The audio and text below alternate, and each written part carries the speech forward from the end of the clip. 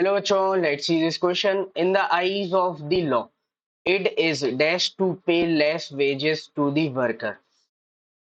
कानून की नजरों में कम वेजेस देना किसी वर्कर को क्या है? एप्रोप्रिएट? बिल्कुल गलत यार। एप्रोप्रिएट कैसे हो सकता है? अगर आप किसी को काम ज्यादा करा रहे हो, पैसा कम दे रहे हो, तो ये तो सही नहीं है ना। ऑथेंटिकेट ऑथेंटिकेट भी नहीं हो सकता है ना, ये तो गलत ही बात हो गई।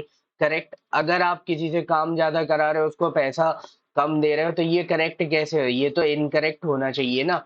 और इलीगल, तो यस डेफिनेटली कानून की नजर में ये इलीगल है, क्योंकि हमने यहाँ पे बोला है कि एक तो हम मिनिमम वेजेस एक्ट लेके आए कि पर्टिकुलर अगर आप किसी से काम करा रहे हो तो इतने मिनिमम वेज तो आपको देने ही पड़ेंगे। सपोज जैसे कोई एक लेबर है कि जिससे अगर आप 8 घंटे का काम ले रहे हो, 8 आवर काम ले रहे हो, तो हमने बोल दिया मिनिमम वेज एक्ट के अंदर के उसको 500 रुपीज पर डे तो देना ही पड़ेगा आपको। तो अगर वो 8 घंटे काम कर रहे हैं तो मिनिमम 500 तो आपको देने ही पड़ेंगे, ठीक है। फिर उसके बाद आपकी चॉइस है कि आप उसके वर्क के बेसिस पर अलग अलग तरीके से उसको पे कर सकते हो। जैसे हमारे देश में ही आप देखो कि जो अलग अलग जॉब्स होती है, जैसे कुछ डॉक्टर ऐसे होते हैं जो छोटे क्लिनिक्स है तो उनकी फीस 100 रुपए भी होती है।